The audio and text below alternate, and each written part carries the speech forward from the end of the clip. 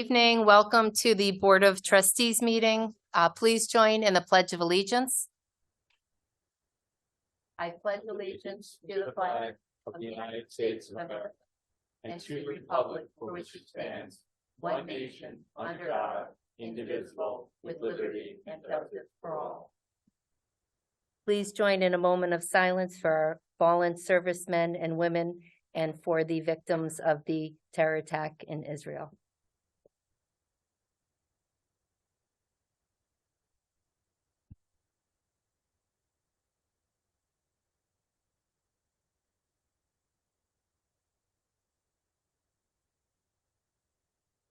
Thank you.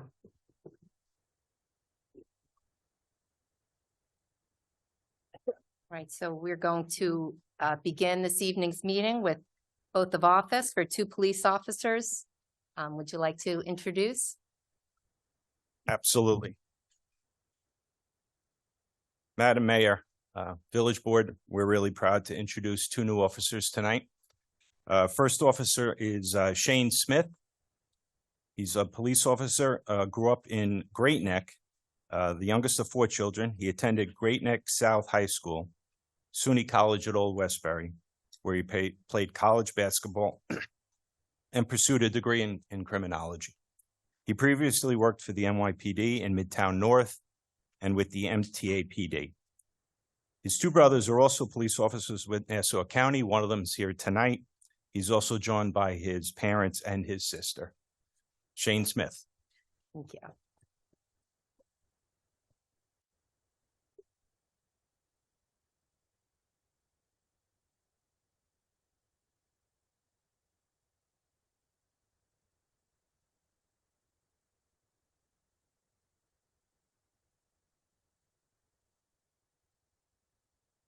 Review your thoughts, put your hat on. Raise your right hand. I state your name.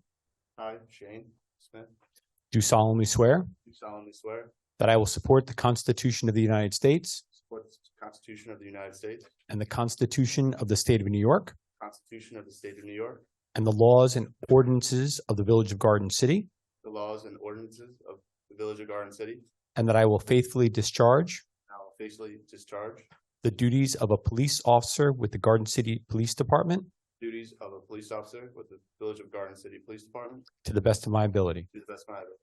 By the powers vested in me as Deputy Mayor and Police Commissioner of the Village of Garden City, I declare you duly appointed. Congratulations.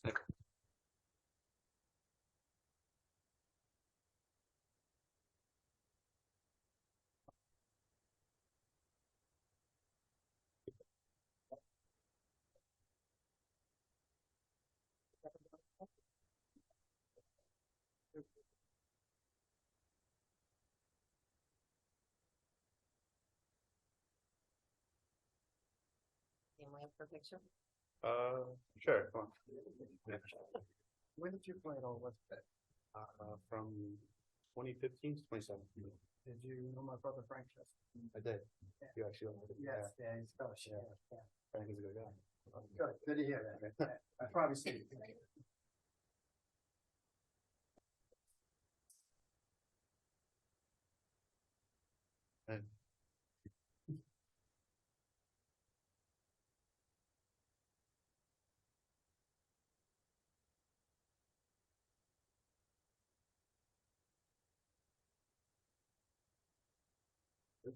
you.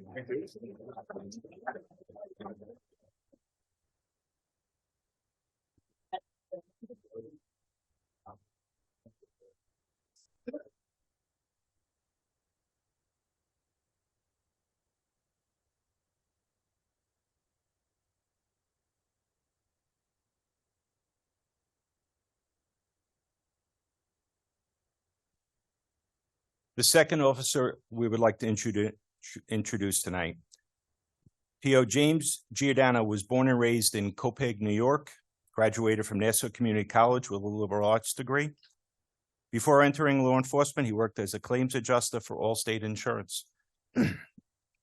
James joined the NYPD in November of 2020. Upon completing the academy, he was assigned to the 110th precinct, where he worked as a patrol officer. James is joined here tonight by his mother and girlfriend. James?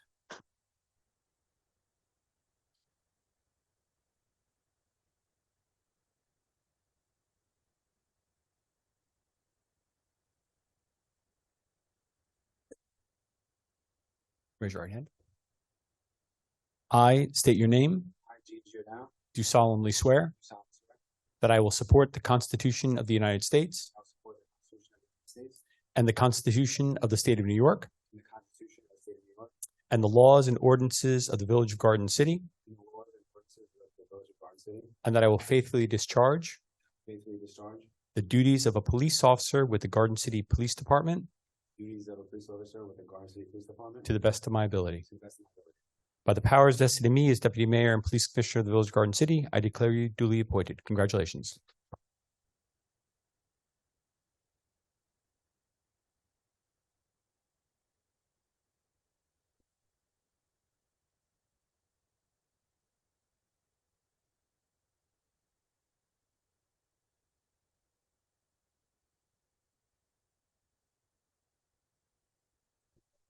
You guys want to take a picture or no? Backstage, by the way. Thank you so much.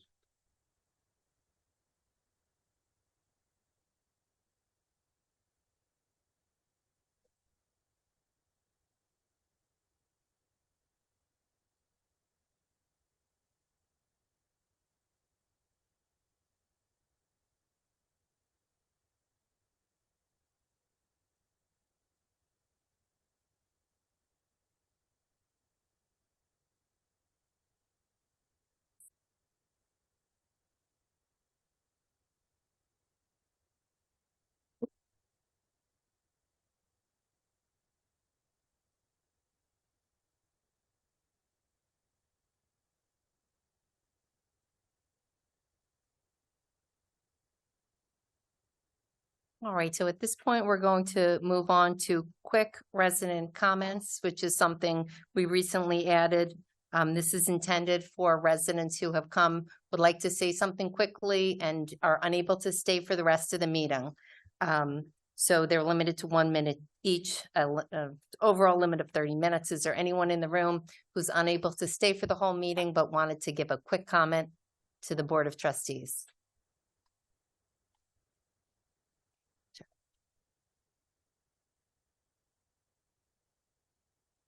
And I'll just remind everyone to state your name and address when you come up so that the village clerk can get that.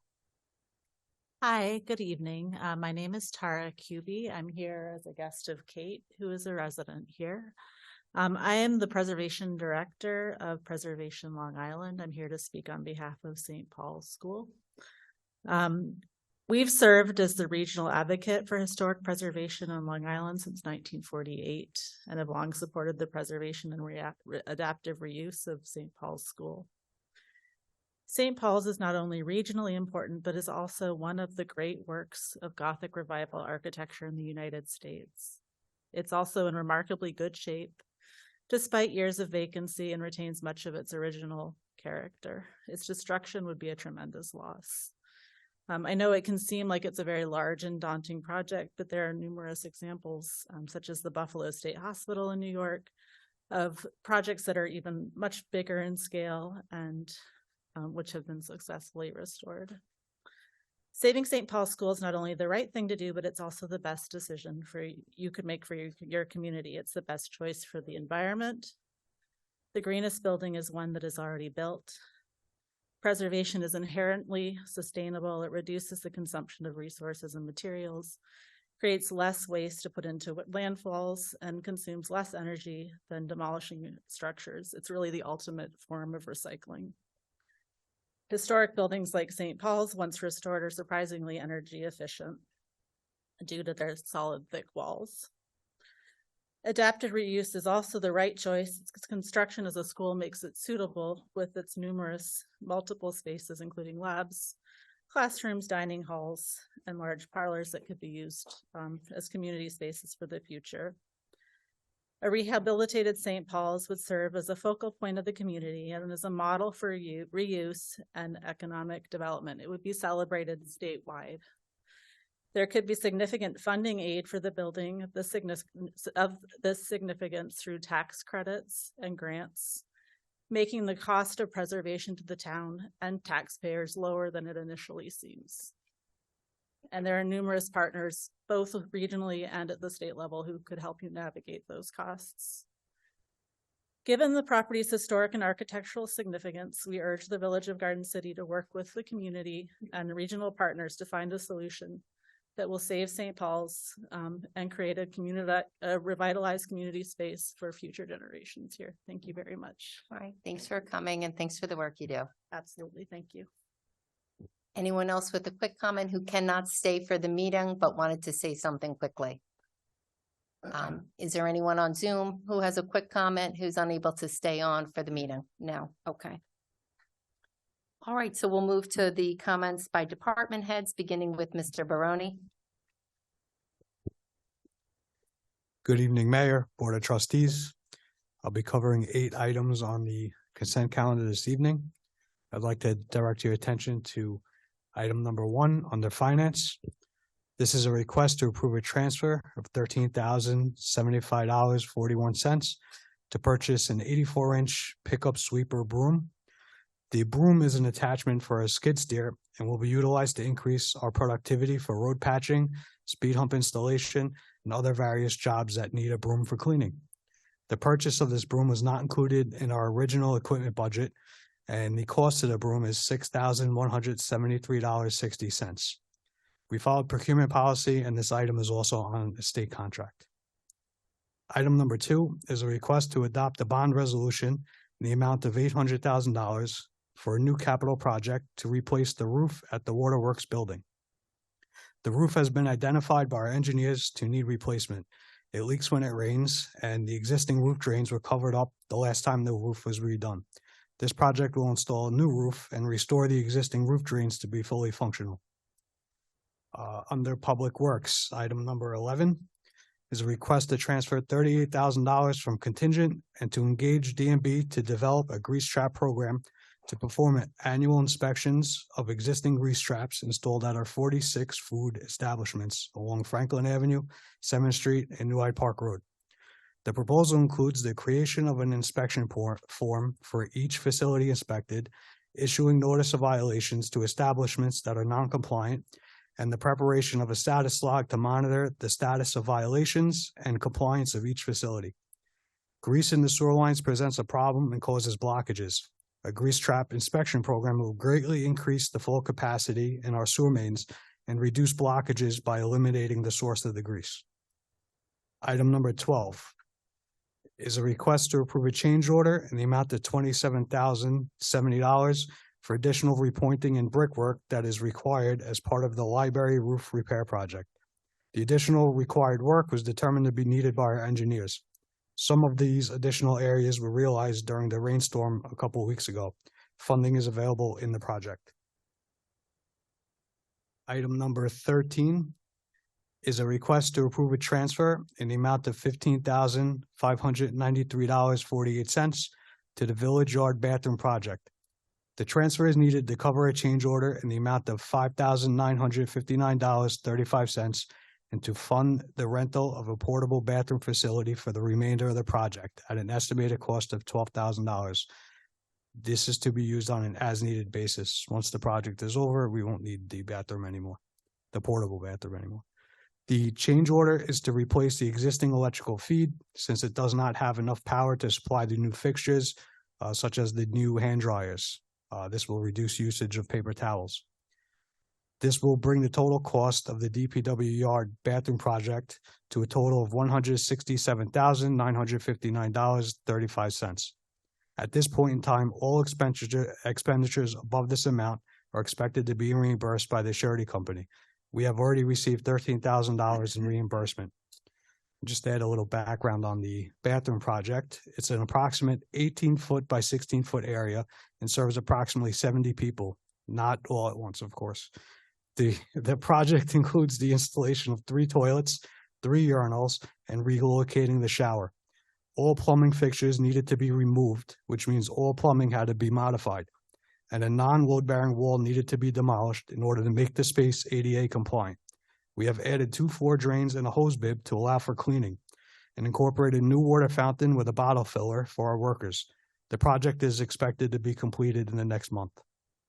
Item number 14 is a request to approve a transfer in the amount of $56,300 from contingent and to engage DMB to assist with the implementation of a groundwater monitoring program at the Village Yard composting facility.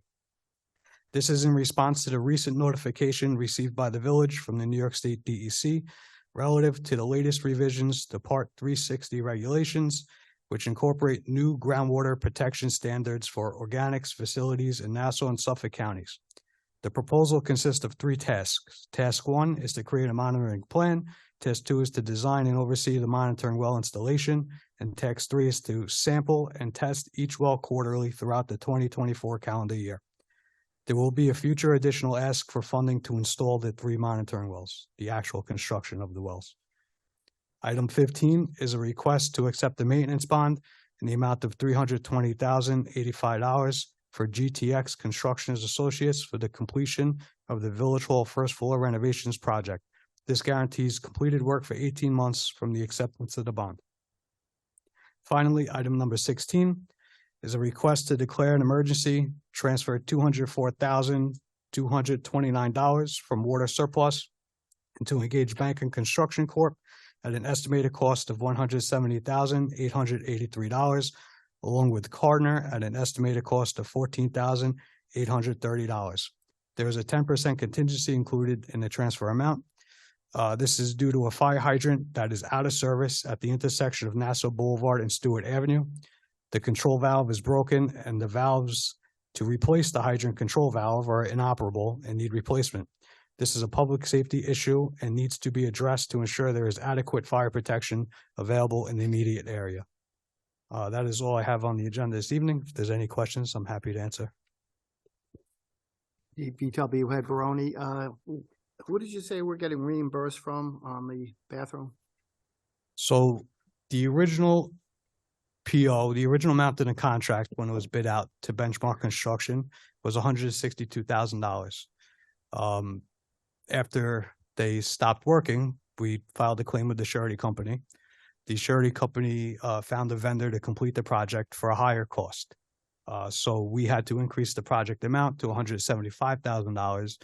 The $13,000 difference was covered by the surety company.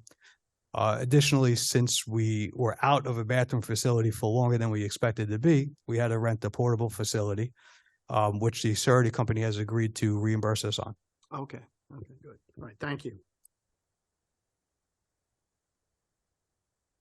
Superintendent, in terms of this number 16, the hydrant, is that one of the hydrants that was taken out by a vehicle? Or is that some hydrant with independent defects? Because my understanding, when a vehicle takes out a hydrant, it's a much lower cost. That is true. This is not due to an accident. This is a hydrant that has its own defects. These are 2 14-inch valves in the middle of 2 county roads. So that's why the cost is quite significant. Thank you. You're welcome. One question, Ms. Mayor. Sure. Mr. Barone, on number 11, can you just talk about the time period within which this new program will be effective? This is obviously a multi-year situation? Yes, it is a multi-year situation. Once the program is implemented, it will not stop. Excellent. Thank you. Does that mean forever and ever? Forever and ever. Thank you, sir. All right, I just, one thing that came up at the EAB meeting last night and that I'd like to share with everyone, we have stickers to help with recycling, educating everyone on what goes in the green recycling bin. We have some terrific stickers. Thank you, Mr. Barone, for getting those made up, and they'll be available. We'll be putting something out. They'll be available at Village Hall. Anyone who would like one, it goes right inside the rim of your green recycling bin, and it tells you very clearly plastics only 1 and 2, what metals go in there, and reminds you not to use, put plastic bags. So thank you for your work on that, and I think we'll see a lot of great compliance with our recycling guidelines. You're welcome. Is, thank you, Mr. Barone. Is our treasurer on Zoom? Ms. Wu? Yes, good evening, everyone. Can you hear me? Yes, We ma'am. can, yes. Okay. Hello, everyone. So on tonight's agenda, under the Finance Department, items number 1 and 2 were just covered by Mr. Barone. And item number 3, appropriation of termination reserves. Authorization is requested to appropriate $68,719.78 from the reserve for compensated absences to fund payouts to 2 employees who recently left village service, one in the administration department and one in recreation. And those are the only finance items on the agenda. Any questions? Thank you. Any questions for Ms. Wu? No. Thank you. Okay, you're welcome. Mr. Giovanelli? Good evening, Mayor, Board of Trustees. The Building Department has no items on the formal agenda this evening, but I just wanted to bring the board's attention. We received some feedback from the testing company with the technical report. So we have a conference call tomorrow with the architect and the structural engineer to go over that report. So I'll inform the board as soon as we have that meeting. This is the report on the Western Firehouse. This is the report on the Edgemere Firehouse for the footings and foundations for that structure design. Okay, and what do you expect to happen after the report? Hopefully, we're going to go into the next phase of the report, which is design the construction plans and the specifications to go out to bid. Okay. And that's all I have, Mayor. Thank Any you. questions? Happy to answer. Thank you. Mr. Blake? Thank you, Mayor. Good evening, everyone. Recreation has several items on the agenda this evening, beginning with number 8, requesting authorization to send maintenance helper Russ Dorsack to the National Recreation and Park Association Certified Playground Safety Inspector School being held in Holtzville, New York, estimated cost of $885. We've always had a certified playground inspector on our staff. The last one was Tommy, who moved down to Georgia. So we've lost him.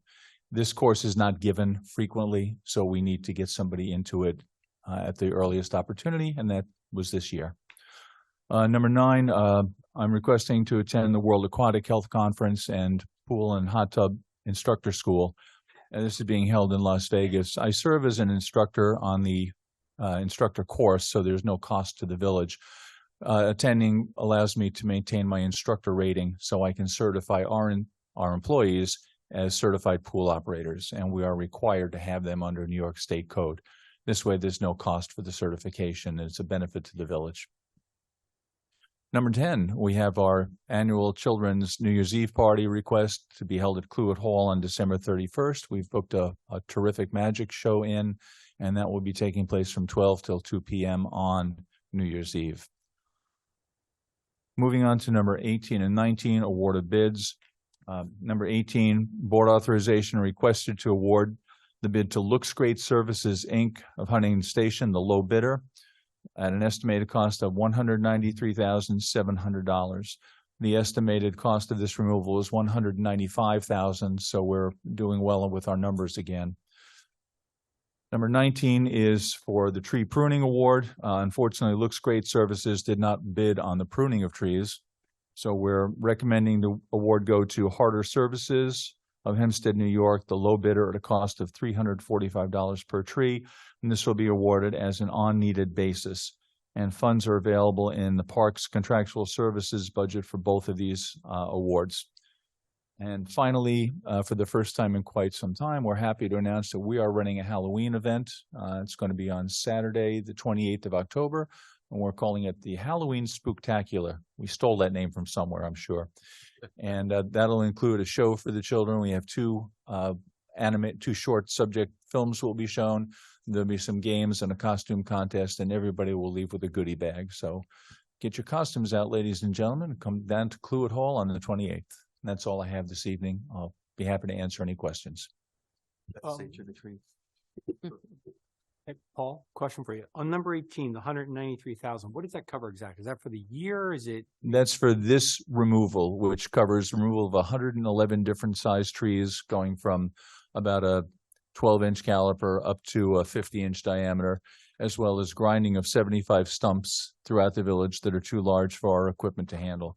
We go out on a contract like this once every year, typically in the fall, and it takes care of the trees that our crew just can't handle. They're too big for our equipment, and so we go to an outside contractor. And Looks Great has worked for us before, and they are a good contractor, so we're comfortable awarding this bid. Thank you. Sure. Anything else? Thank you, Mr. Blake. Once again, good evening, Mayor, Board.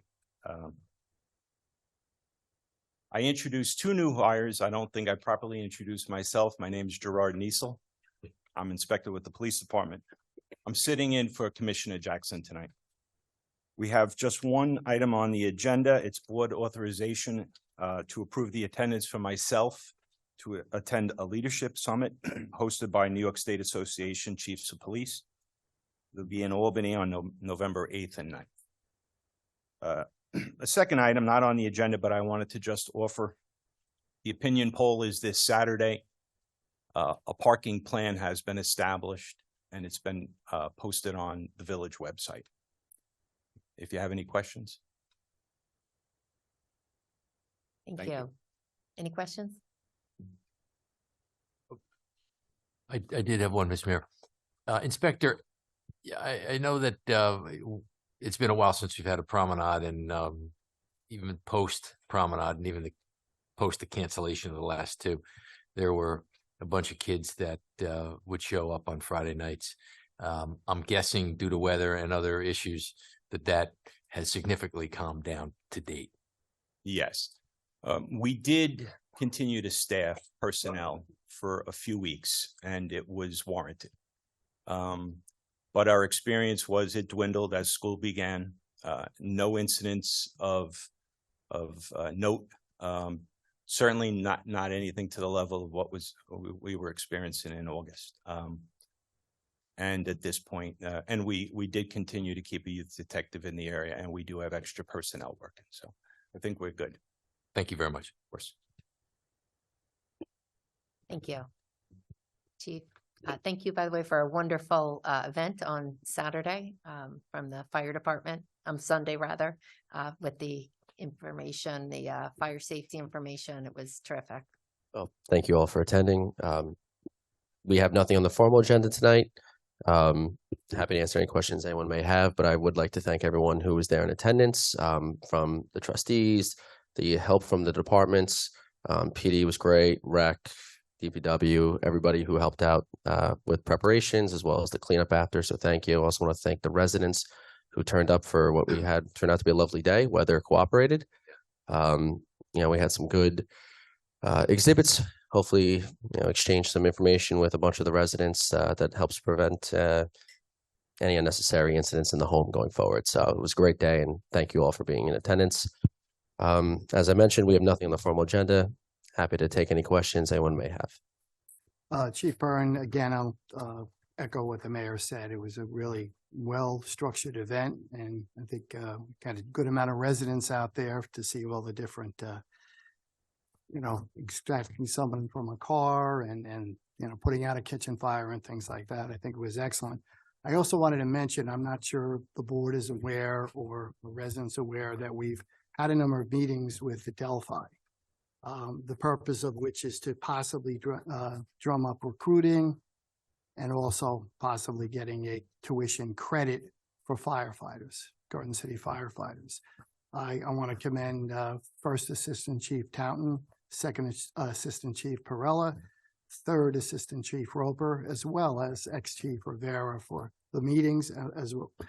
Village Administrator Swazi was there as well. We met with a number of the deans of the various schools, nursing, business, and there are a few others that have reached out to me since those meetings. So hopefully we can continue. The tent that you had set up at the Fire Prevention Day would be excellent. And I know we wanted to do that at Spirit Day, but unfortunately that was rained out on Saturday. But hopefully in the future we can do that. The recruiting video is excellent. So, we're going to move forward with that. And I just wanted to make the village and the board aware that we've done that. No, absolutely. Their efforts have been fantastic. We actually are already seeing results. We have several Adelphi students in our membership pipeline. So they've submitted applications. We're actually on their homepage, if you go to it, which directs them directly to the fire department's website. So it is paying off already, and we're just hoping that this relationship continues to grow. Absolutely. Any other questions? Thank you. Thank you. All right, council? Yes, there are two items on the agenda that were deferred from the last meeting. Those are numbers 1 and 2 under the Board of Trustees. The first item is the assignment of a license agreement covering some areas, sidewalk and some parking, first row parking at 1200 Franklin Avenue. This license agreement was entered into on November 22 of 2022, and the request is that it be assigned to the new owner. The second item is a renewal of a license agreement for the property at 1300 Franklin Avenue. This was occasioned by the construction of portico on that property. And originally there was a 15-year license agreement, which permitted a 10-year renewal. This is the renewal license agreement that's before the board today, which contemplates another 10 years, a 10-year renewal and an additional 10-year extension beyond that. And again, this is for the portico that was constructed, that building, which is constructed partially on village property. Thank you. Gary, excuse me, Mr. Fishberg, do you know, so it would appear that NYU Langone will now be the tenant, correct? Is it? We're told that NYU Langone is going, I believe, is going to purchase the building. Is that Oh, they're right, going to purchase. Phil?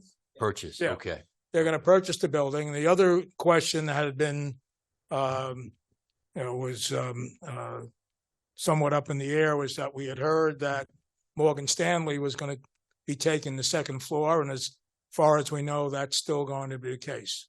Is that?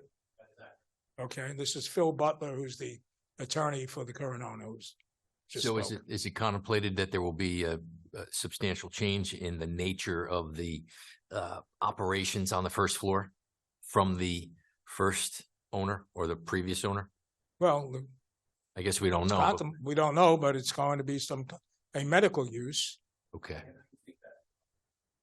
Sure, you With can, the mayor's permission? sure, you can come up to the microphone. If you could just state your name for the record. Philip Butler with the law firm of Farrell Fritz, representing LT Garden City LLC, which is the current property owner.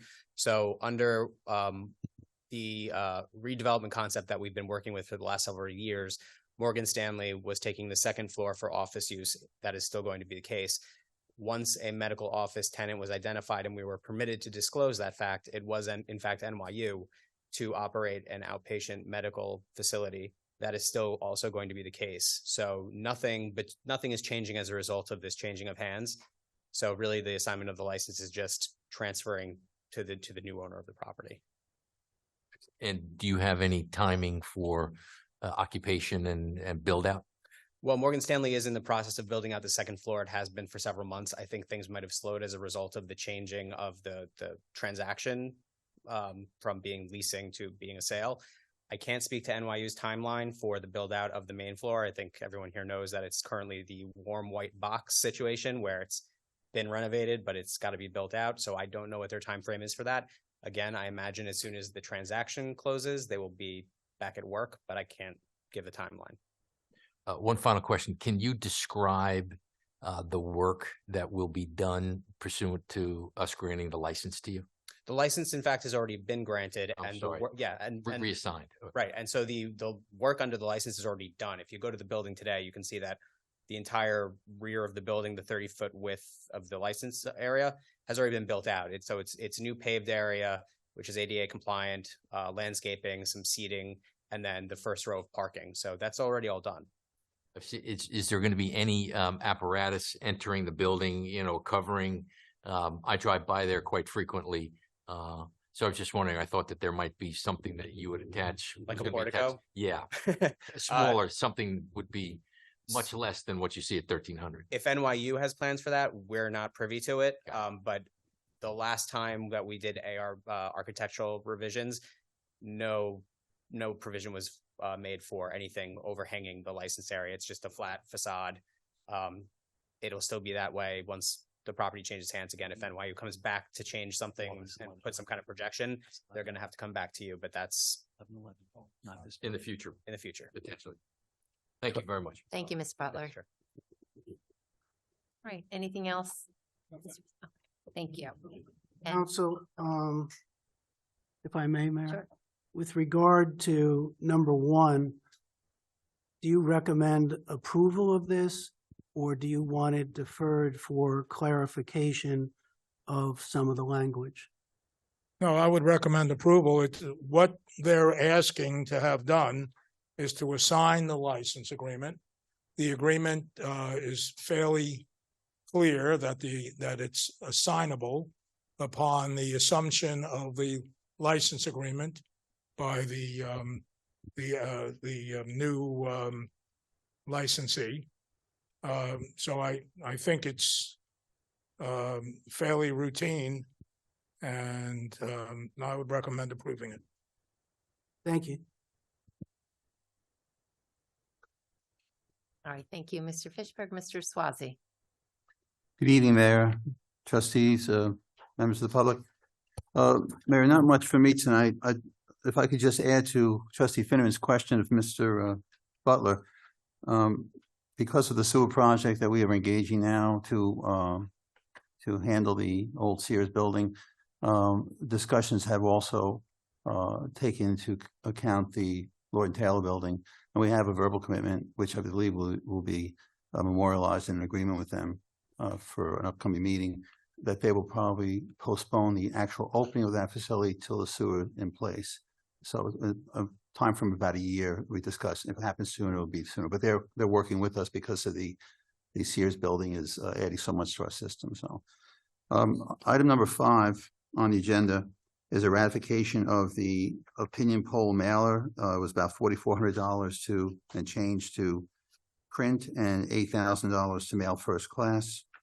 Item number 6 is human resources, which falls under my cost center of administration by Ms. Rosenblatt, our HR executive, is here this evening. I'm going to ask her to step up to the mic to explain this, and she'll take any questions. Courtney, please. And I have 2 other items after that, ma'am. Hello, Mayor and Board.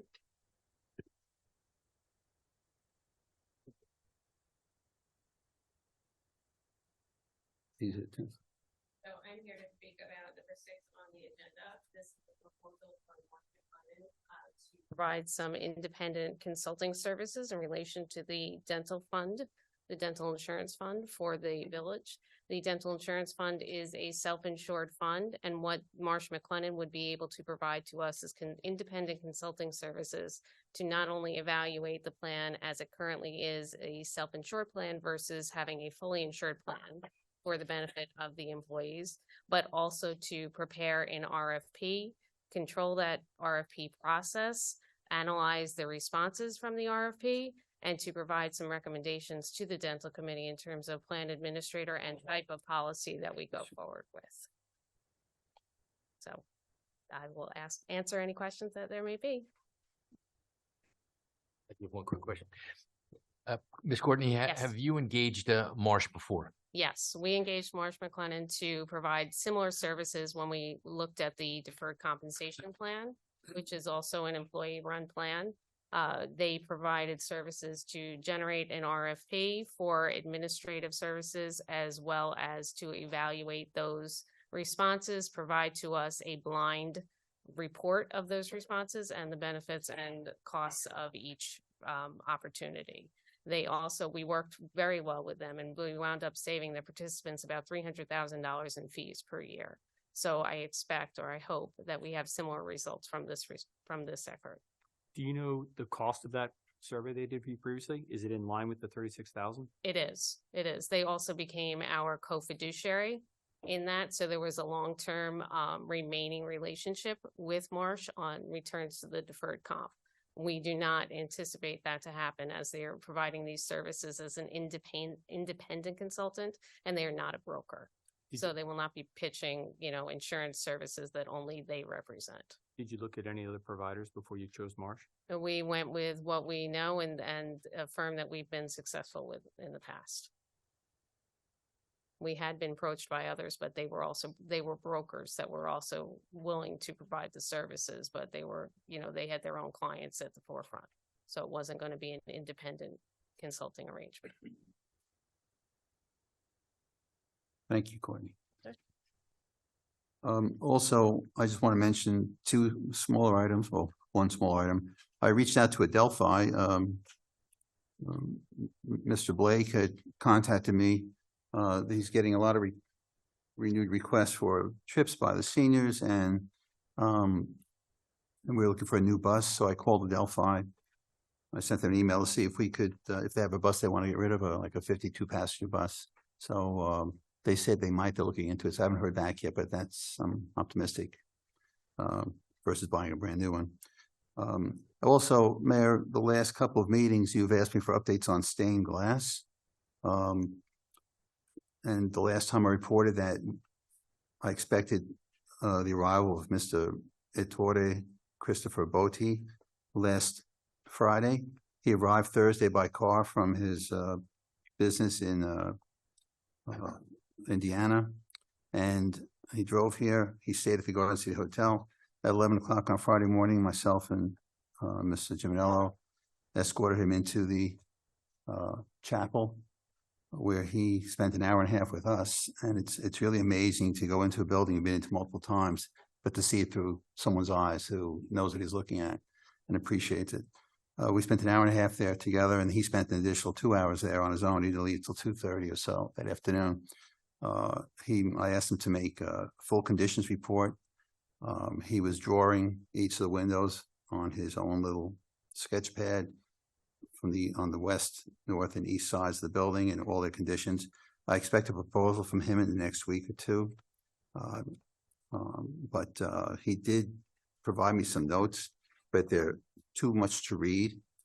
I asked him for the notes so I could provide Carissa with an update for your mayor's column next week. I'll condense it down, but basically I want to highlight something that's come up multiple times. He says, for work to be performed properly on all these chapel windows and skylight window sections, they must be removed and restored in a studio in a horizontal position, and then dependent on the final reapplication, a repair, restoration, conservation, preservation approach by need and area will dictate the proper method and means to move forward with the stewardship of these historic stained glass windows. So that's basically the sum of it. Like I said, it was very enjoyable spending time with him. He's the third person who has viewed these windows up front, and the third person telling me they need to be removed. The detail, Mr. Giuseppe Giovanello was there with me, the detail and the education and experience that oozes, it's just tremendous. So very happy that he came out here, and I look forward to his proposal. One other thing he does recommend, he made a comment, I believe you met him, Mayor, and Trustee Marciano and Chester, and Trustee Trina actually came to the site during lunch. He said that if we take them out, which he recommends, we control their destiny. If we leave them there, he said, quite frankly, you can come back here in 3 years, 5 years, even 10 years. You might find the same exact thing, but you can come back in 3 weeks, 5 weeks, 10 weeks and find a totally different conditions. The environment they're in now are not conducive to them. They're failing. I took some photos with my 35 millimeter. And I have photos from 3 or 4 years ago of the same windows, and before you could see stained glass, now you can see clear glass. He recommended to Mr. Jamil and I that we go up there and snip a piece of hanging stained glass, cut the lead and take it down before it falls. They're basically, just to piggyback, Ralph, they're basically collapsing on their own. And in time, they're just gonna shatter. It's pretty obvious what's going on. There's a couple of pieces you Ralph mentioned, we really should snip out and prevent them from collapsing, because a few of them are collapsing. So I think we should act on it. But it's really up to the board on what to do with these windows. But he's very knowledgeable, generation to generation, as far as experience, and it was well-knowledged and well-rounded guy. They don't have to come out tomorrow, but time is not on our side. They're facing destruction if we leave them in there. The law will leave them in there. So that's all I have. I'm happy to take any questions. I just want to thank you both for arranging this and spending the time there. I was glad to be able to meet with them as well. Thank you to Bruce Chester, Larry Marciano. I'm glad Bruce Torino got to speak with them as well. We're lucky to have such an expert come to look at our windows, and I look forward to his report. Any questions? I think it's great that we've had the leading people in the nation take a look at these windows. I think that's excellent, Ralph. Great work. Great work, Giuseppe. Excellent. I like stained glass. It's beautiful. Yep. I mean, he was so passionate about these glass. I mean, how it was colored, how it was heated, how it was built. He can tell so much from the people who built them. And he said these were not put in by the same people. It's amazing that the fingerprints are all over them, not literally, but figuratively. Yeah. Well, thank you for your work on that. Anything else, Mr. Swazi, for tonight? No. No, I just want to comment. I don't want to say I'm excited about the grease trap resolution, but You're going to go from stained glass windows to grease trap? I just want to say the grease is a big problem in our sewer lines, especially on 7th Street. And by undertaking this, I probably should have done it in a different order, Trustee Kelly, I'm sorry. Undertaking this study and these protocols, not only will it prevent the blockages Mr. Brony talked about, but it also extends it brings these sewer mains back to full capacity. If we didn't do something like this, we might mistakenly rip up the old sewer main and replace with a bigger one at a cost of $1 million for no reason, when just keeping the stuff out of the drain gives us extended life on these. So I'm happy to see this. Thank you both for identifying that and taking action. All right.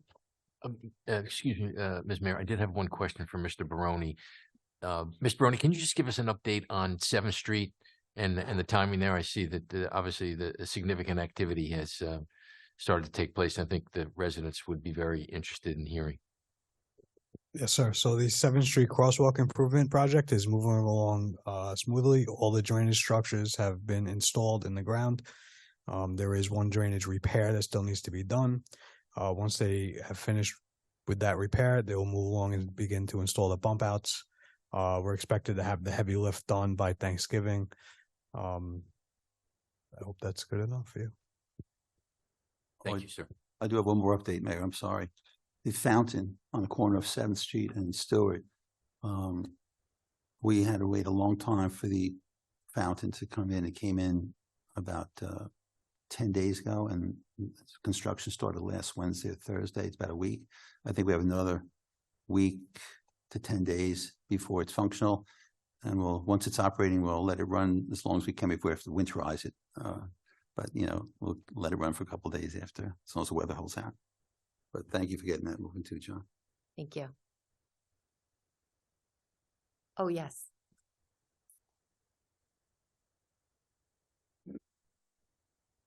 Thank you, Kelly. Good evening, Mayor and Board. Just one item from the library tonight, in addition to the item that was mentioned already by John Baroni. The library Board authorization is requested to approve the renewal of an agreement with the Village of Stewart Manor for the 5-year contract to provide library services to the Fernwood Terrace Stewart Manor Library Funding District in consideration of $1,870 to the Garden City Public Library annually. The contract expires on May 31st of 2024. The current 5-year agreement is the same cost as was the previous 5-year agreement, so no increase has occurred in the past 10 years. If approved, the voters of the Fernwood Terrace Stewart Manor Library Funding District will vote on the new contract on March 19th, 2024. Village Council has reviewed the agreement and approves it as to form. Are there any questions? Thank you. When you say the same cost, this is a payment from this library funding district to Garden City. Yes. Right, but it, may I speak? ma'am? Sure. But it hasn't gone up in a decade. Yeah, there's a reason for that. Well, I know that there's been tremendous improvements at the library. I know that. So what's the reason that you want to tell us? Well, Or you were saying that the director can tell us, okay. the recommended formula to follow, which comes from the resource sharing code between the libraries and Nassau Library System, is based on the number of per capita residents and the net library funding for the cost of the library. And when the cost changes were just nominal enough that it came in within less than $1 of the same, it was like $140 and times 198 residents, but with a couple of decimals after those two numbers. So maybe it was 197 times 141 versus something to that equivalent. So it's a nominal change. It's just based on the per capita cost of the resident that the residents of Garden City pay times the number of residents to the number of residents in the funding district. And the factors were presented last 5 years ago. So. Thank you. You're welcome. Just for the dollar amount, we may have an extra zero in there. Yes. Okay. I apologize for the oversight. All right, so Said we'll that just over incorrectly. correct that when we go to I'm sure it was 27,000. Ralph's fault. Don't worry. Yeah, and the zero is not any place where we can use it to our advantage. So, okay, thank you very much, everybody. Thank you. I know. All right. You look at that instead of the grease traps. Try to finish on a positive note. All right, so I think we've finished all of the department head reports. I just wanted to share a few words myself. The weekend has come for residents' voices to be heard on the future of the St. Paul's main building. I want to thank the village staff and the Board of Trustees for all the work that's gone into educating residents on the current state of the building, what we know about different options for preservation or demolition, estimated construction costs, financing options, and legal considerations. The trustees and the village staff have worked hard to present the community with details on a very complicated issue as clearly and concisely as possible. I especially would like to thank Trustee Michael Sullivan, who brings to the Board of Trustees a background in both engineering and finance, and who has spent countless hours working with our experts, Westerman Construction, Vakota Architecture, Bond Counsel, and Village Financial Advisors, to oversee presentations on construction costs and financing options that answered so many of the residents' questions with no bias to any particular outcome. Everything residents need to prepare for the public opinion poll can be found on our village website, and you will see that the information presented is from hired experts who've put their names behind the information they've provided and have done so in an impartial manner. As your mayor, I have not associated myself with any group supporting a particular outcome. And I would like to be clear, I'm not a member of any group advocating for preservation or demolition. Not only do I truly respect the strong opinions held by so many residents about the St. Paul's main building, but I also recognize that I cannot successfully lead on this issue without understanding community sentiment. Thank you to the many who have reached out to show support for the public opinion poll, and to the residents who have been engaging in discussion and educating themselves on the condition of the building, the estimated costs, the financing options presented by our experts, and the legal considerations. Nothing is possible with the St. Paul's main building without community support, and I look forward to hearing the voices of residents who participate in this important public opinion poll. So I just want to give that thank you and explanation. Thank you. So do we have any trustee comments? I have comments. Okay, Sharon. I have two comments. First, I wanted to extend my congratulations to Deputy Mayor Marciano and his unbelievably dedicated wife, Alicia, for making it to yet another anniversary. So happy anniversary, Deputy Mayor Marciano. Number two, I wanted to comment on the young lady who spoke earlier on behalf of Preservation Long Island. She said things like the greenest building is the one that is already built. And those are the kind of comments that I would have hoped the preservationists who supported keeping the building would have made in the last month or two. That is not the kind of comments I have read. I have read comments that suggest that horrendous things will happen if demolition occurs. And yet we had a speaker, a professional, who made it clear that demolitions happen all the time in Manhattan of large buildings next to libraries that keep operating. And the suggestion that we would ever close fields because of the work is just something people picked out of the air and decided to put on a mailer. So I've been very disappointed in the negativity of the campaign by preservationists. As a great former mayor, Dan Duff, said, keep it positive. There's no reason to go negative. If you really believe that St. Paul's is the jewel of the village and that it's the kind of thing that makes the village special, explain why, and explain why it adds value to a village to have it there. But don't spend your time attacking the other side. With all his positivity, Mayor Duff got a new library built. And maybe if we return to being positive about what we want instead of negative about what the other side, quote unquote, wants, things would be a lot smoother and people could consider things in a much lower temperature.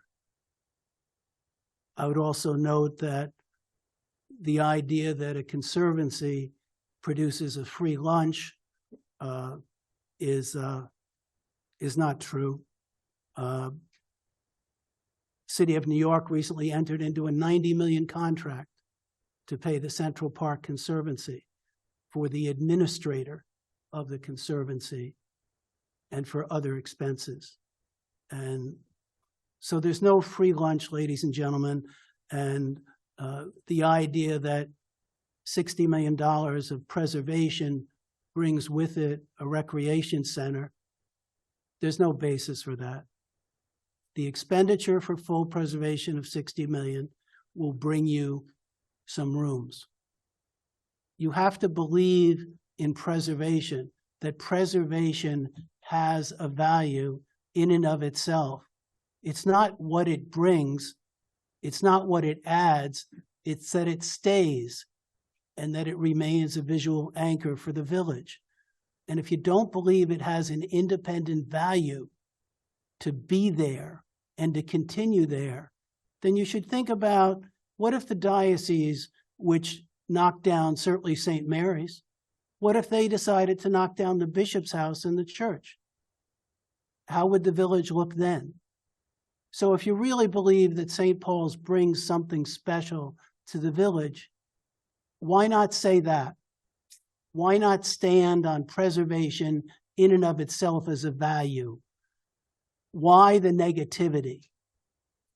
It's not what got us to a new library with Mayor Duff. And it's just not the right way to proceed.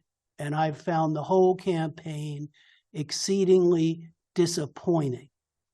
As someone who spoke years ago about how we had to address St. Paul's, it was a visual anchor for the village. to see none of the preservation is willing to stand up and say, preservation in and of itself has an independent value. And if you believe that, you vote for preservation. And if you want to get something for every dollar you put in, and preservation is not a dollar value to you, then you don't support preservation. Preservation of buildings is something that brings great value to communities, and that's something that should be considered. And if this village has had it with that building, then that's fine with me. But I think what you have to realize is that there's a cost associated with these things. And if 30 years of getting nothing done is too much for the village residents, then I understand that. But I simply wish that the campaign that's gone on had sounded a lot more like the young lady who spoke here earlier about the intangible benefits of preservation and what they bring to a community. Unfortunately, that's not at all what I had heard. Thank you.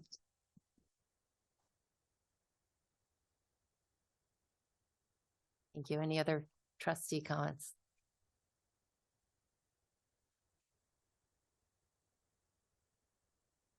All right, do we have any citizen comments on agenda items? Mr. Stimler? Just remember when you come up to say your name and address for the clerk, for the record. Leo Stimler, Huntington Road. I have a question for Mr. Fishberg. On item 1, it says the property at 1200 Franklin Avenue, the old Lord and Taylor building, is being sold to NYU, the university. Mr. Fishberg, is the village losing a real estate tax?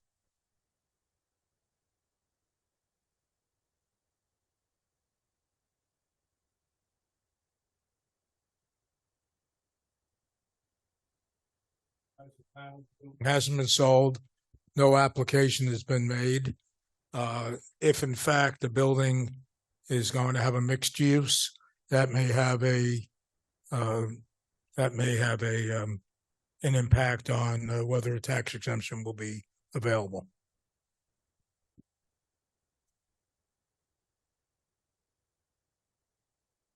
Thank you. Any other questions in the room on agenda items or comments on agenda items?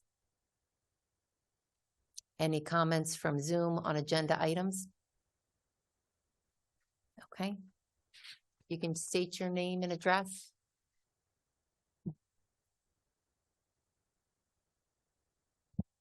Kathleen, do you have an agenda item question?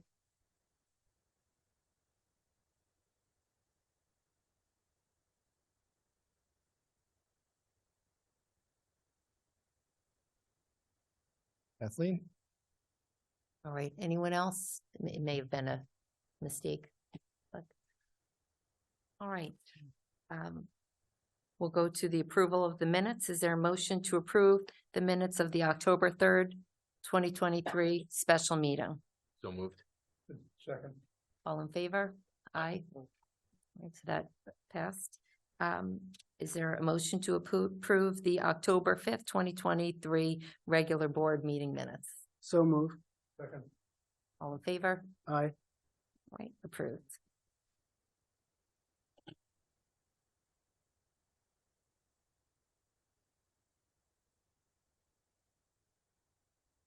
All right, do we have a motion to approve the consent calendar with the one correction to the extra 0 and the typographical number 17? So moved. Second. All in favor? Aye. Aye. That passes unanimously as well.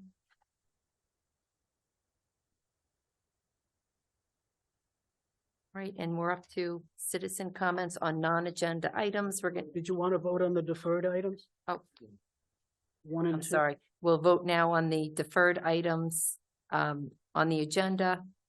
Item number 1, the assignment of the license agreement with HBS Leasehold LLC regarding the property to the west of 1200 Franklin Avenue. Do we have a motion to approve? Second. All in favor? Aye. Aye. That passed unanimously. And do we have a motion to approve deferred item number 2, license agreement with US REIF 1300 Franklin Avenue? Second. All in favor? Aye. Right, that passed unanimously. All right, so we'll move now to citizen comments on non-agenda items. For the reasons stated earlier, we're going to continue with the 4-minute restriction on comments. Yes. Make sure you say your name and address into the microphone for the record. So I know most of the names. George Salem, 24 St. Paul's Place. I have questions about the Alliance Group, which has done a lot of campaigning during this poll that's been conducted. My basic question is, are they a legitimate lobbying organization in this campaign? Do they have a shot at getting their way in all of this? They're like a renegade third party in a two-party system.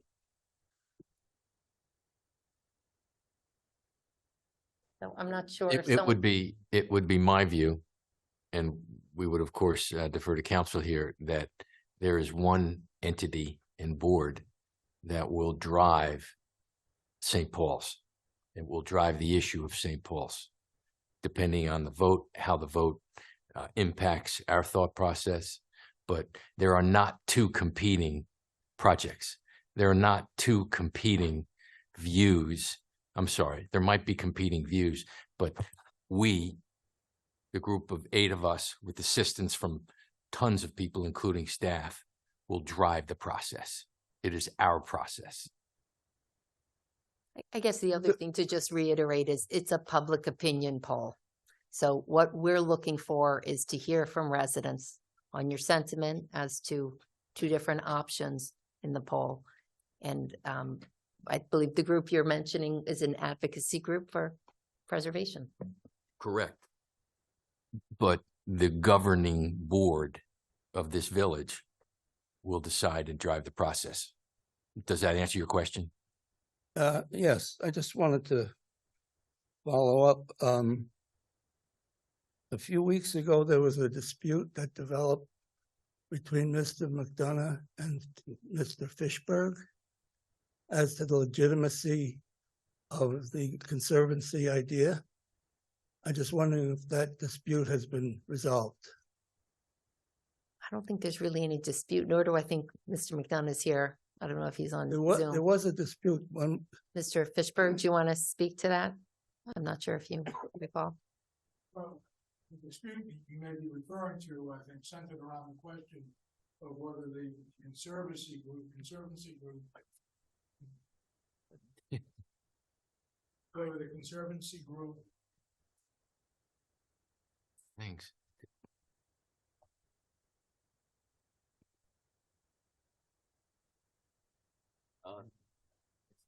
Big deal, Mike. Excuse me, Mr. Mayor, can I make a motion that we buy new microphones? And I think spending the money, it would be well spent. This is going on since I've been going to these meetings. We actually have since discussed about a new 2003. type of microphone that's on the. Thank you, in Charles. the plan. Frivolous spending.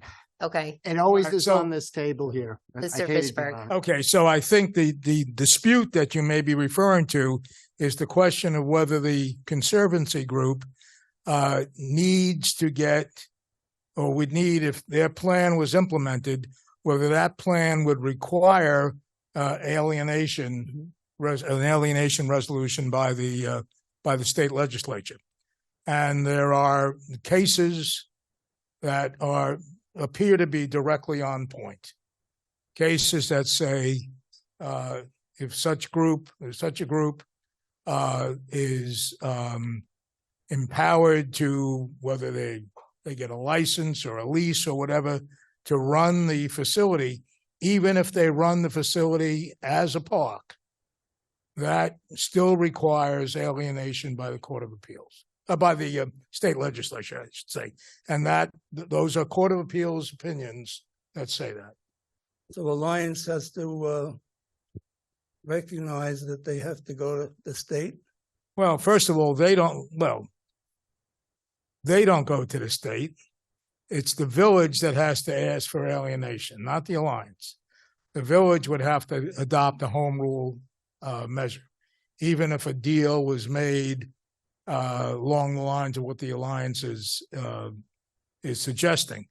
But the point is that there would have to be alienation legislation, even if the property continues to be used as a park, if there is some kind of an arrangement, leasing or licensing the property to a third party like the Alliance, they would still need alienation legislation. So that guarantees a delay then in the whole procedure? This isn't actually something the board has even discussed, so it's really, I think it may George? just be confusing to people watching. It's tough to Yeah. predict the future. What will- Well over 4 minutes. Yeah. What will occur in the future hasn't, come yet. So while you may have a question, we're a long way from any discussion on any of the topics that you have raised. We may, yeah, we have others who are waiting to speak. Was that your? Okay. Thanks, George. Thank you. Thanks for your comment. Steve Garay, 44 Cambridge Avenue. Good evening. Forgive me, but I do need a little more of a clarification from either the board or Mr. Fishberg or both. There has been discussion about a sale leaseback or a simple lease. Two different meetings, two different discussions. And I think that is just an understanding because there are claims that costs could be different depending upon what options are taken. And so am I correct, Mr. Fishberg, that regardless of whether it was a lease or a lease and a lease, in effect, a title change and then a lease back, the result would still be the same, that it would still be a parkland issue and that it would require alienation. Am I correct, sir? According to the Court of Appeals, yes. Okay, thank you. Right. Any other comments in the room on non-agenda items?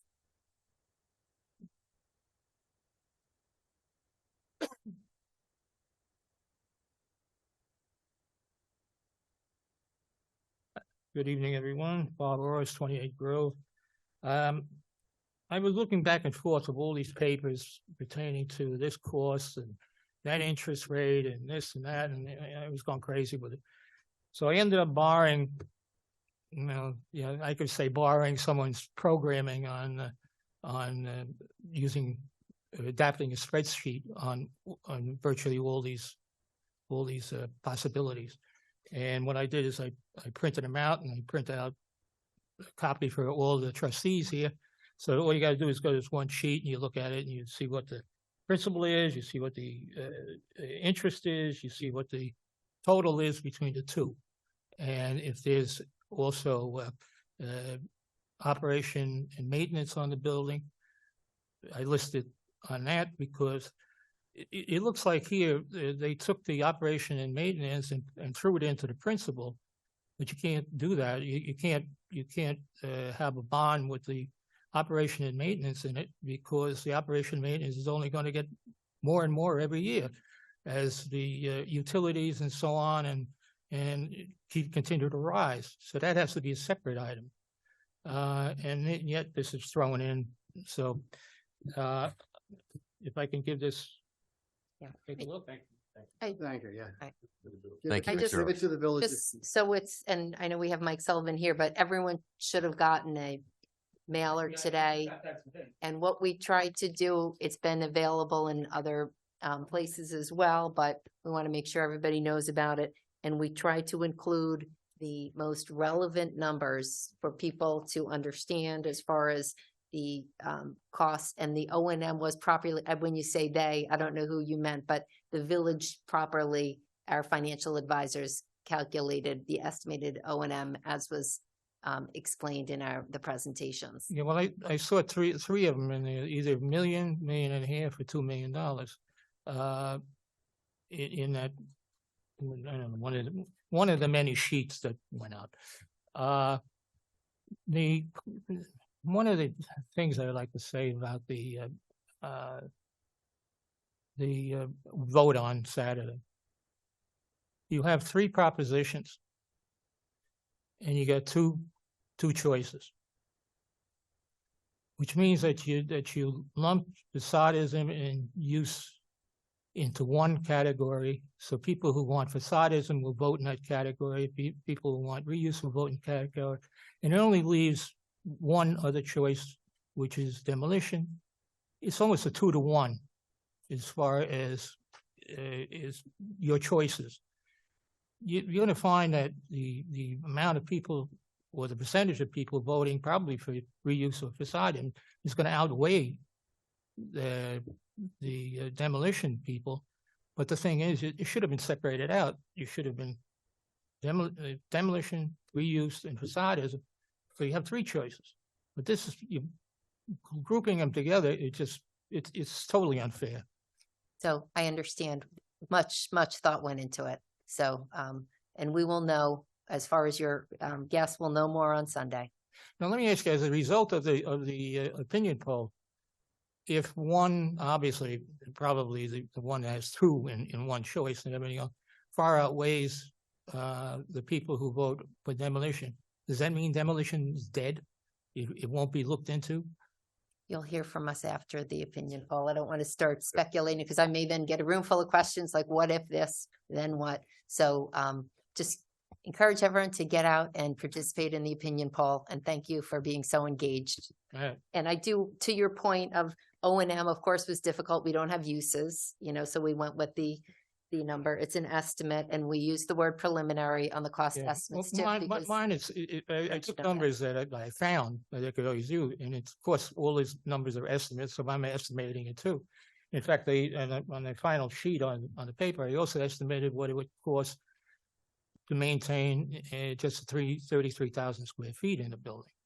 Mm-hmm. So I really looked at it and spent a lot of time crunching the numbers together. Yeah, Mr. Ross, let me assure you, the numbers on O&M we came back with, right? Again, we shared the top line number, but there were numbers below that we worked through, right? Whether that be a matter of what the utilities were, people proposing different breakdowns in terms of people in different types of roles and things like that. So that's why you've got the range there, because depending upon how you would kit it out for the 33,000 square foot piece, again, that's what that number was based off of. So it scales up and down depending upon the usage. of the Yeah, building. I know it's a base to go by, and that's what I had to use in my papers too. And I hope that it's helpful to you, the information that I'm providing, because everything's on one sheet. Rather than go this sheet, that sheet, look over here. And of course, it's going to be augmented in some way as more information is available. But at least it gave you a base. It gave me a base as to what the heck I'm looking at. Thank you. And thanks for being so engaged. Thank you. I appreciate all your efforts, all your good work. Thank you. You're welcome. I tried. You sure did. Good evening, Madam Mayor, Board of Trustees, John Wilton, Chamber of Commerce. Very brief, pole banners are being put up in the next 2 days to replace the promenade banners that were taken down 2 weeks ago. So they just say Shop and Dine Garden City with a decorative green coloring and pineapples on it. 75 corn stalks for the beautification program started to be put up this morning. I think it'll be complete by tomorrow evening. Wanted to do that for the homecoming parade.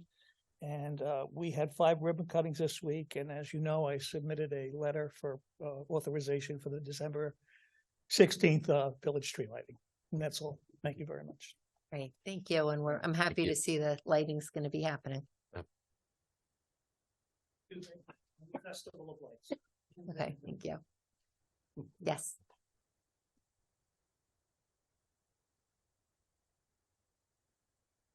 My name's Jeanette McLaughlin. I live at 123 Manor Road in Garden City. My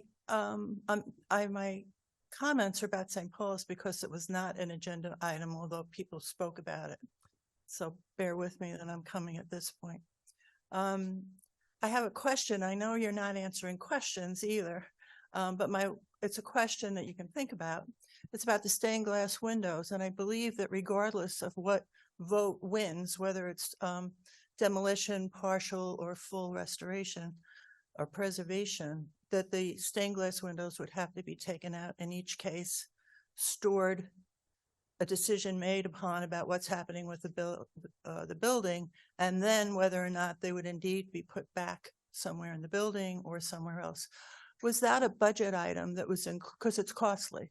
So is that a budget item that was included in each of the propositions that were presented to us? Okay, 'Cause so that's a definite you're cost. correct. The information we've gotten from everyone, that all the windows are going to have to come out to be restored regardless of the decision on Right. the building. But Part two would be they're taken out, then they're repaired.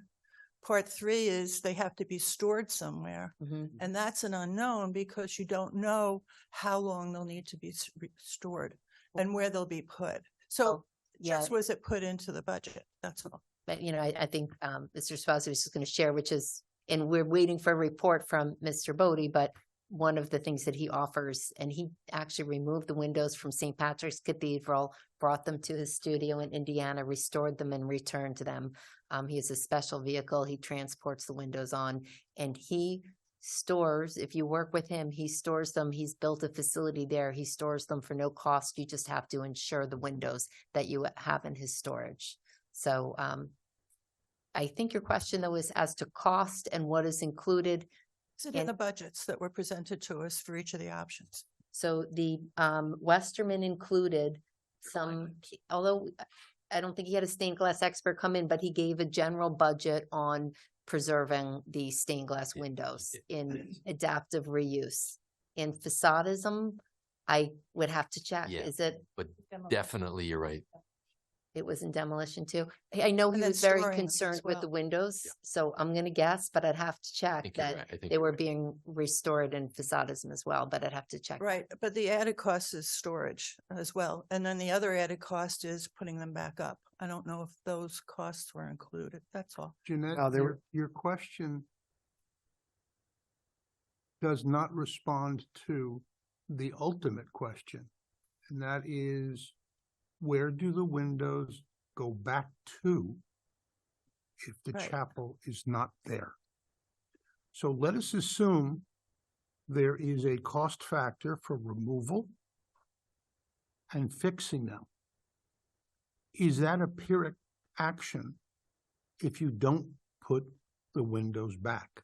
They are extremely large. They need to have a type of structure that holds them in place. They need to have a location in which they would have some utility. So one of the questions that you have posed, which needs to be decided by the board, and that is after some action is taken, where do the windows go? Because on the ballot, there was the opportunity for the board to consider taking down Cluett Hall and the field house and doing something else, but I'm not sure if there was the thought process to put the windows back in whatever other structure. Yeah, it's But just the windows right. warrant saving and repairing, but that only presumes that they are going back into place, which decision has not yet been made. Right. I guess it's just there's a dollar amount attached to each phase of it. That's all. And that was it considered or will it be considered? And I know you can't answer me. Well, I think I kind of did, like, what's unanswered. We don't know where they're gonna go, so we can't speculate No, but that ultimately. there would be a cost. Yes, we But, did, and actually, that we'll I'm done. probably, I expect we'll get, when we get some of these reports, they will be telling us the removal, what restoration would cost and what returning to the building or to another, location would I'll cost. just offer what I've been told by the professionals. Right now, we have a cost to remove, crate and transport of $104,000, Right. which is really not a lot of money in the scope of the project. I asked how much would cost to return them to their existing home. And one of the other people, Mr. Bodie, told me about the same. So the part that we don't know is how much it'll cost to restore them. And that's something that's based on the conditions, which we don't. And to put them back up. The removal and return to their existing locations would be approximately the same. It's a labor cost of lifting them out, creating them, transporting them. If Mr. Bodie did the job, storage would be free, but we'd have to insure the items, so they're not on his insurance. The other person that gave us $104,000 price gives a price to remove them, crate them, and transport them within 50-mile radius of New York City, but no place to store it. So with that person, if that was the chosen contractor, we'd have to find our own storage facility and work out terms for storage on a yearly, annual basis, I assume. So these are factors we don't have the information on. They're variables here, but taking them down and putting them up are approximately the same cost. It's the restoration value we don't have yet. Okay. And we'll keep everyone posted. I know everyone is interested in the window, so we'll keep updating you as we get these reports. Okay. And then I have one other comment. This is addressed to Mr. Kelly. I've been a member of I was a member in the early 2000s of looking into St. Paul's and the value of it for the community. And I beg to differ that people have not had preservation of the building in mind when they've been investigating all the options. There are pages and pages and pages of research on that and comments on it. So I find that offensive as well as you find our comments and other people's comments offensive. And I'd like to leave it at that, but I couldn't leave it left unsaid. And that's all, because it's very upsetting to me. Thank you.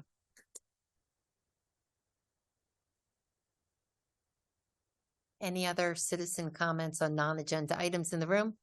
Yes. Bill Lucano, Euston Road. I was approached by trustee Bruce Chester, and he said he received some comments from residents that the new plantings by Marilon were kind of obscuring some views and it wasn't really safe and so I've been putting together stuff, as you know, for the past few months. And I got some slides, I put them together, and they basically, it's not parking or anything. It's more or less safety features and stop signs and things like that. So I just wanted to run through it quickly.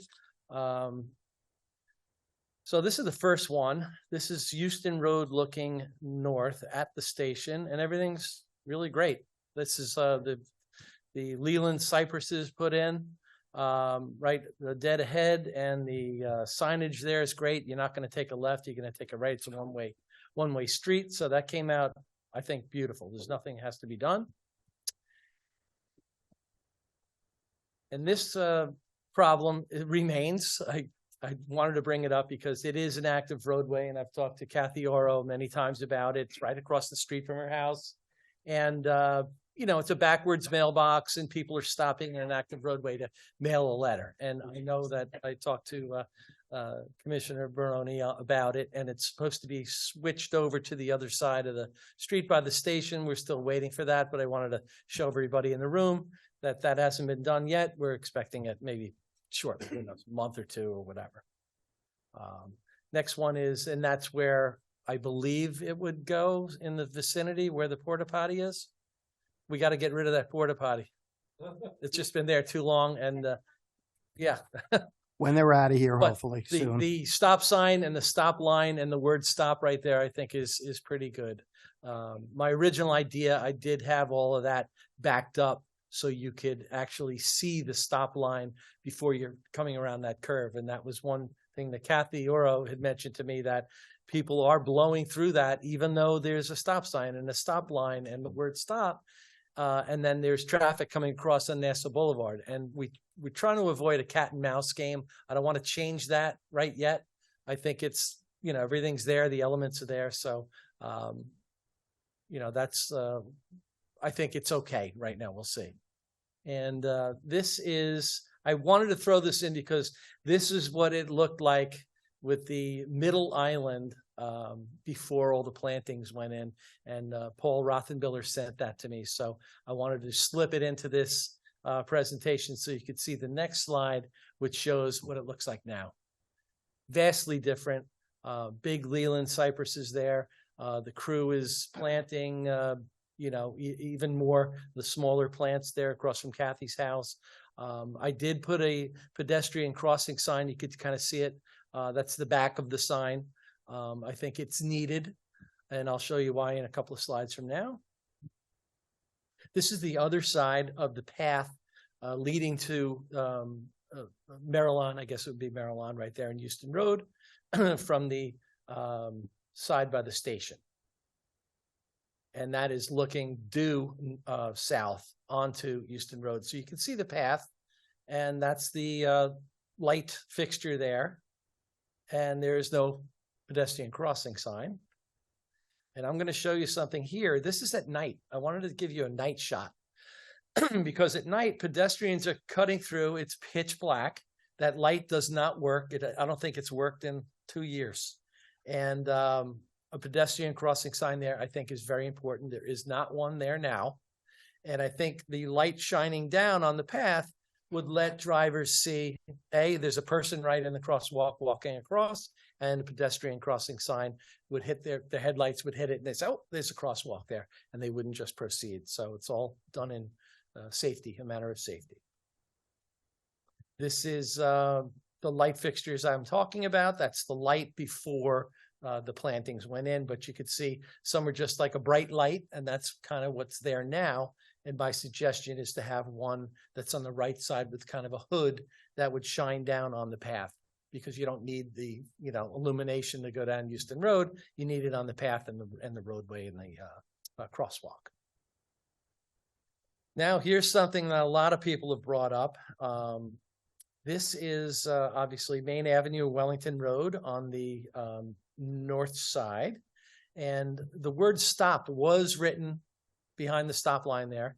It's been ground out. It's not there anymore. I don't know why it was done. I found, later when I drove, that was one of my suggestions. It's gone now. But I think the more important part of this is when you are taking a left turn or doing a U-turn right here with the new plantings that I've circled in yellow, you cannot see an oncoming car. And there is an oncoming car. So it appears in a second. There is the stop sign there. The problem I have with that, and that local residents have talked to me about, is that the low-hanging trees or just a stop sign there is not enough of it should have the word stop written there. It was written there, and it was also taken out. I suggest that that word stop gets in there. Anything to give a little more time, because somebody coming out of there, it's a blind turn. And this is Wellington Road, the same, a different view, but the same intersection, saying that the word stop should be behind that stop sign. You can see all the trees there on the island. Yes, you could see a car pulling up from this angle, but you can't from the other angle. And that is the stop sign with a stop line, but no word stop there. And you could see that the tree hangs low, and it'll be a continuous thing. The tree will, springtime comes, it will definitely block that sign. So we want to make sure that people see that. Look at that long line of greenery there. It's pretty, it's intense. It's beautiful, but we want to make sure that people see every bit of safety signage. The next part of that is this is the intersection at Main and Roxbury. Now, this was a new suggestion. I didn't think of this before. This was given to Bruce, and he sent me an email, Trustee Chester, rather. People are saying that it's tough for them to take a left turn here, and because there is no stop sign at Roxbury. So my suggestion would be to put a stop sign at Roxbury, and you could see that there's it's a do not enter sign because it's one way on the other side of the road. My suggestion on that is to put a stop sign also on the back of that, Right now, I believe it's a yield or a pedestrian crosswalk sign. I'm not too sure. But it needs a stop sign. I'll show you why. When you're crossing the street from the neighborhoods on Roxbury, there's a car coming up heading west. They can't see you now. There's a blind spot. So my suggestion is behind that one way, the do not enter sign, on the flip side of that, put a stop sign. And this is the same thing, Roxbury. There's the crosswalk. I suggest putting a stop line. There is not a stop line, and a stop sign. There is not one there now. Just so somebody can safely take a left turn where there's that blind area because of the new plantings. It added a big difference. Beautiful, of course, but safety wise, we're only taking any chances. So that's my suggestion there. And this is the same intersection, different view, stop line, and the turn. And this would be looking down Main Avenue west, and there is the stop line and stop sign on the left side. Just to show you the richness and the lushness of these plantings. It's incredible. I mean, it's like a tunnel of green there, and it's totally obscuring. You can't see the substation, and that was big. The residents were like, oh my God, this big gray building. It's totally covered, and from the middle and from the left side. So great job by the crew, the Garden City Village, to do these plantings. Fantastic. Now, this is down the block, Meadbrook. We did have a stop sign there. There was a stop line.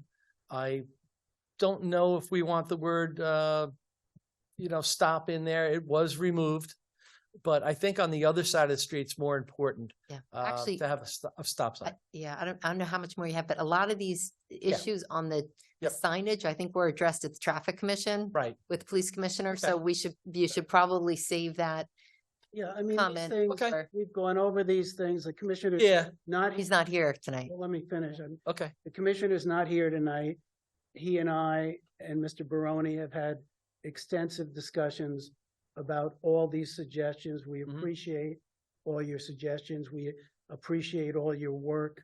I mean, some of these the word stop came off some of these intersections in response to complaints from residents and discussions between the commissioner, Mr. Baroni, and myself, and the Traffic Commission members. Okay. But I don't think we need to keep doing this because I don't think it's that productive because the people who are most involved in this only, the commissioner's not here and he has insights to it. We expect to put together a comprehensive response to Trustee Chester about all these suggestions because it's an unusual setting because it's an evolving place and the Traffic Commission is in charge, but it's Trustee Chester's evolving place. So we're trying to work with Trustee Chester on these changes. But ultimately it's the decision, each little thing is the decision of the commissioner, John, the superintendent, and the Traffic Commission. He personally asked me to present this tonight, so I know I've gone through some of these slides before. I have one more. Go ahead. There's just one more. Go ahead. I don't think anybody's going to object to one more. One more. This is very important. counting. You Well, should have thank had you. this first. Thank you. I should have had this first because this wasn't, I guess it was spoken about, but it wasn't. Real danger. This is the playground and you see I put a bunch of no standing, I guess, no parking or standing signs. I think it's very important. On the north side, there should not be any cars stopped ever. Active roadway and you have kids playing ball and their parents with cars and everything else. You don't want to make that roadway too tight with cars on either side and maybe a kid running between a car to get to the other side because it's parents in the car just pulled up, so. You're absolutely right, although I'm only one of 4 votes. Okay. You know, This is Tullamore Park. You have to make that point, Bill. Tullamore Park with the baseball Right, fields Tullamore. and everything. because everybody arrives for a game and they sort of congeal together, and then you have kids running back and forth Right. across the street and nobody sees them coming. Yeah, we have to get something there to make it much safer for the children playing there. Yes. Well, I was kidding. I have one more slide, actually. Traffic No, commission. no. That's got it. This is all traffic commission. And we can move on then. Yeah. That's fine. Oh, this is a big deal. Let me tell you, is because big. what happens is we have so many people who fight against this 8 a.m. to 12 noon Yeah. because they want the 2-hour parking. And I have so many people who fight against the 2-hour parking because they say, Trustee Kelly, with all due respect, I don't always start it that way. This 2-hour parking is horrible for me because all day and night I can't have my car out front. And yet, when you have the 8 a.m. to 8 a.m. to noon, or God forbid, the 8 a.m. to 10 a.m. that I have on my block, Right. people show up at 10:15 and park there all day. Do you I'm live not near a making train fun. station? What? Do you live near a train station? Yeah, I live near the train station. The train station. So, yeah, no, it's So a it- big it is- battle, it is and you kinda need to get crazy. a consensus of residents Right. on each block, on each section, because different people have very lively differing views. They do. Yeah. So thanks for all your work. I really welcome. appreciate it. We go through what you say very carefully. We have extended discussions about it. You can see Superintendent Barone nodding his head. You know it's true. Mhm. So it's given a lot of deference and respect. Thank you. Thank you, Bill. Yes, another comment on a non-agenda item?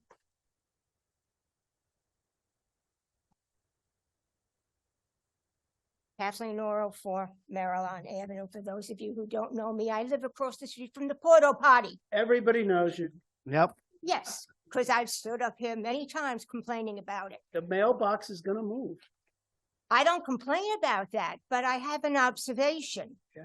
When the mailbox a few years ago had been knocked over, and I called the post office, and they came to fix it, to upright it, and they have that new, protective slice. So you do have to get out of your car to mail the letter. No ifs, ands, and buts.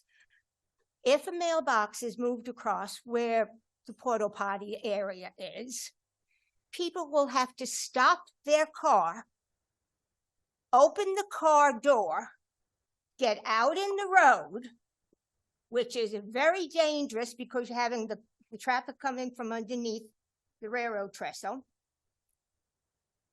and to walk around to mail the mail in the slot, which is not facing the road, and I think they do that deliberately. And so I think you're creating a potential problem. Seriously. No, you're right. Moving it is safer, but still ridiculous. It Well- needs a better location. It's got to be mailed to us, moved to a safer location. It can't be on that curve. We're going to move it so it's sitting on that curve, maybe just to get rid of the porta potty, but it's ridiculous. You're going to have and it's not facing, it's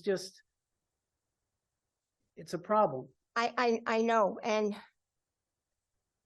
with the repaving of the Maryland and Main roadway in front of my house, and the restriping of the lines, I even have to be careful now pulling out of my driveway where I never had to. Now, I've lived in that house since May 29th, 1972.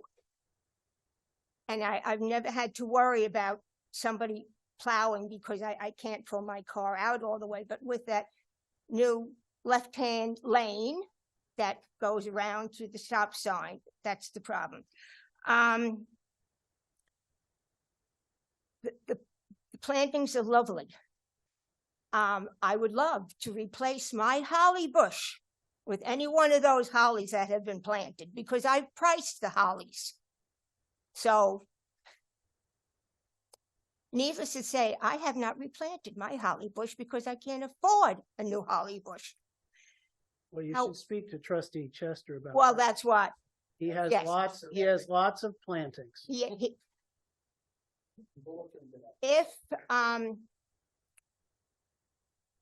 if I'm on the north side of the little parking area and I have to make the U-turn at Wellington to come back into my driveway. And I love the new plantings, don't get me wrong. However, knowing holly bushes and knowing Leland cypresses, they will get bushier and taller. And when I'm stopped, then I turn my directional on and try and make my U-turn. I think to myself, dear God, make sure that the traffic coming from Canis Pond Road stops at that stop sign, because I can't see that car coming anymore. I know you covered that, but I'm emphasizing it. Let the lady speak. Thank you. Talking about plantings, I have new plantings that were supposed to cover the parking lot, you know, the old parking lot that I will refer to. Right.